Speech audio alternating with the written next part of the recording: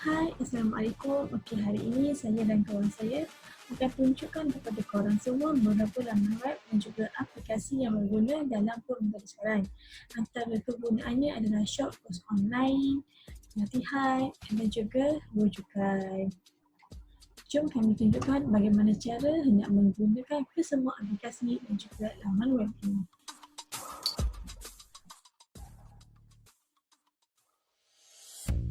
Antara laman web yang ingin kami cadangkan adalah edX, yang mana edX ni ada lebih daripada 2,500 kursus pengajian secara atas talian dari 140 institusi.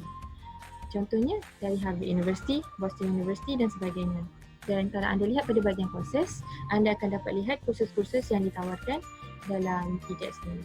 Contohnya, architecture. Bila anda tekan pada architecture, dia akan membawa anda ke satu laman yang menunjukkan senarai kursus yang ada di bawah architecture yang ditawarkan oleh pelbagai universiti. Contohnya, The Architecture Imagination yang ditawarkan oleh Harvard University. Dan apabila anda tekan pada bahagian kursus yang anda ingin ikuti, ia akan membawa anda ke satu laman yang menunjukkan maklumat-maklumat tentang kursus tersebut. Contohnya masa, bahasa yang digunakan, silibus dan sebagainya. Dan kalau anda dapat lihat di sini, di bahagian price tertulis bahawa kursus ini adalah percuma. Anda tidak perlu membayar. Inilah salah satu kelebihan edX yang mana menawarkan pengajian secara atas talian secara percuma. Anda hanya perlu membayar jika anda inginkan sijil untuk mengesahkan bahawa anda pernah mengikuti kursus ini. Laman web yang juga menawarkan pengajian secara atas talian secara percuma, iaitu Coursera. Coursera pun ada banyak kursus yang ditawarkan dari pelbagai universiti dan institusi. Jadi anda boleh cuba sama ada edX ataupun Coursera untuk mengikuti pengajian secara atas talian secara percuma. Dan ini merupakan salah satu nilai tambah selain daripada apa yang anda belajar di universiti.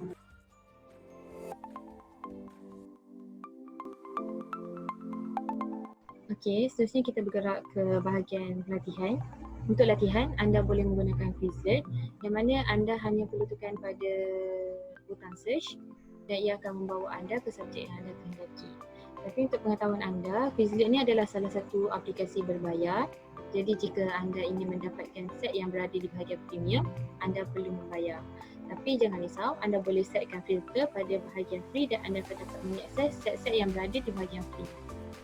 Selain pada itu, anda juga boleh membuat nota sendiri di Quizlet dengan menggunakan create a set, yang mana set ni anda dapat akses di mana-mana sahaja hanya dengan menggunakan telefon pintar dan juga internet. Okey, seterusnya aplikasi Kahoot, yang mana Kahoot ni banyak digunakan oleh pensyarah sekarang. Dan anda juga boleh gunakan untuk pembelajaran sendiri hanya dengan menekan self-study. Jadi anda akan dapat mengakses soalan-soalan yang ada di Kahoot yang telah disediakan sebelum ini. Dan aplikasi Kahoot ni sangat menarik sebab kita dapat melihat ranking kita dan juga markah.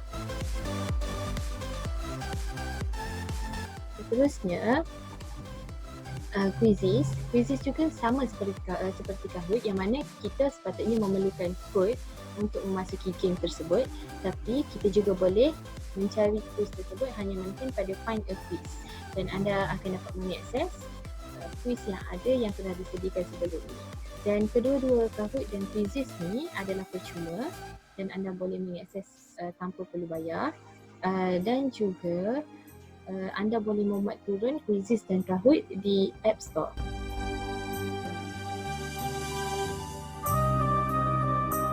Web yang terakhir adalah Dora.net. Dora.net ini boleh membantu anda dalam mengetahui antara hadis itu sahih ataupun tidak. Okay, macam mana caranya? Kita tekan Dora.net di sini dan dia akan keluar macam ni. Dan kita type hadis kita di sini, bukan di sini. Di sini kita type contoh hadis innamal a'malu binniyat. Kita ragu-ragu adakah hadis ini sahih ataupun tidak. Jom kita tengok. Okay, dia akan keluar macam ni. Dia akan bagi hadis itu pasal apa kesemuanya. Lepas tu yang kat bawah sekali dia akan memberitahu antara hadis ini sahih ataupun tidak. Jom kita tengok. Hukum dia adalah sahih. Okey. kita cuba hadis yang lain. Contoh hadis contoh hadis lain. As-salatu imaduddin. Ini adalah asal hadis Nabawi. Hukum lahu syahid. Kita tengok yang kedua. As-salatu imaduddin, hukumnya dhaif. Jadi kita beritahu antara hadis sahih ataupun dhaif. Dan saya paling suka laman web ini kerana ia sangat membantu saya.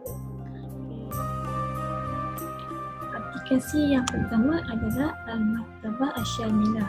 Al-Maktabah Asy-Syamilah sesuai untuk pelajar ataupun siapa sahaja yang belajar fiqh dan ilmu fiqh, kerana dalam aplikasi ini terdapat banyak buku tentang fiqh tanpa perlu membelinya, hanya perlu kepada download dan juga internet. Ini adalah antara bukunya, tajuk akidah, ada tafsir, ada ulum Quran. Caranya kita boleh menaik di sini buku apa yang kita nak atau memilih di senarai ini. Contohnya saya memilih buku At-Tariq Al-Mustaqim. Untuk membacanya kita perlu download di sini. Iqra' hadzal kitab dan kita tunggu dia sampai habis. Sampai download, kita boleh simpannya di sini. Contoh ini adalah antara buku yang saya simpan dan telah saya download. Contoh buku Yas'alunaka, saya membacanya di sini tanpa perlu mendownloadnya sekali lagi. Dan ini adalah buku surat depan. Untuk membaca page yang seterusnya, kita boleh tekan di sini dan memilih tajuk mana yang kita hendak baca.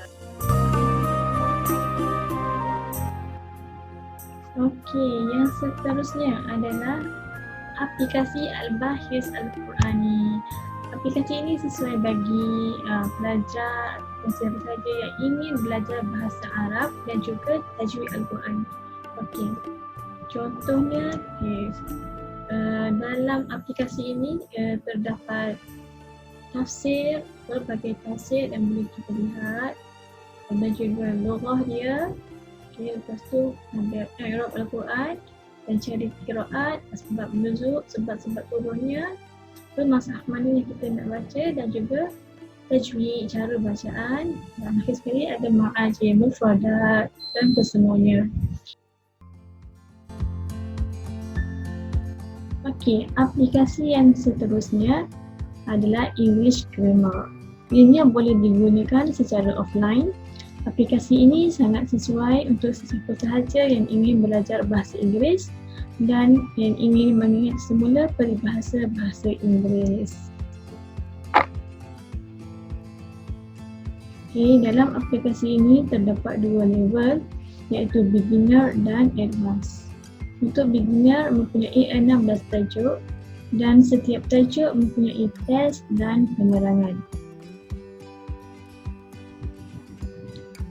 Dan ini adalah contoh soalan test untuk tajuk pertama dan penerangan untuk tajuk yang pertama.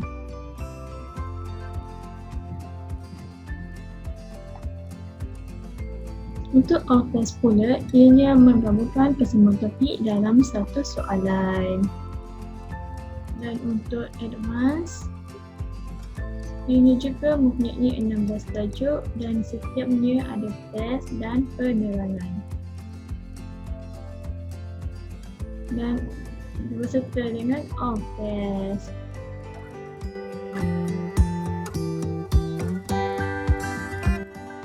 Selain itu, aplikasi Teku juga kita boleh guna secara offline tanpa perlu menggunakan internet.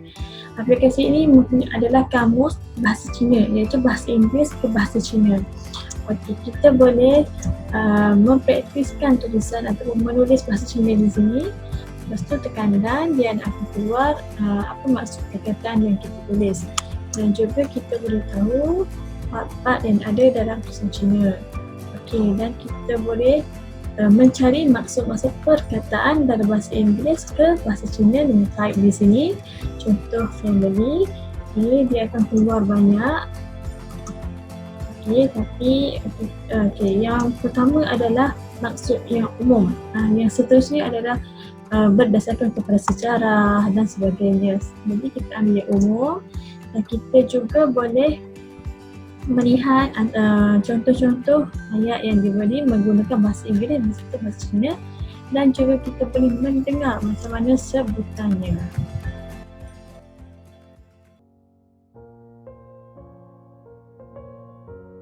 Okey, aplikasi yang terakhir adalah Kamus Pro. Kamus Pro ini sangat sesuai bagi sesiapa yang ingin tahu maksud tata bahasa Melayu, dan Kamus Pro ini juga fungsinya seakan-akan kamus dewan bahasa. Okey, di dalamnya terdapat kamus bahasa Melayu ke bahasa Melayu ke bahasa Inggeris ke bahasa Melayu, dan juga bahasa Melayu ke bahasa Cina. Okey, sebagai contoh, perkataan permata. Kita boleh lihat secara jelas penerangan dan juga contoh-contoh ayat berdasarkan perkataan ini. Dan juga perkataannya dalam bahasa Inggeris dan juga bahasa Cina. Okay, dan untuk kamus bahasa Inggeris ke bahasa Melayu, contohnya perkataan family, penerangan akan diberikan dalam bahasa Inggeris dan juga bahasa Melayu.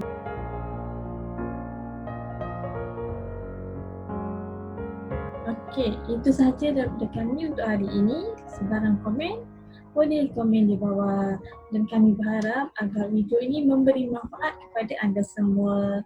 Okey, jangan lupa like, komen dan subscribe video ini. Bye-bye. Assalamualaikum.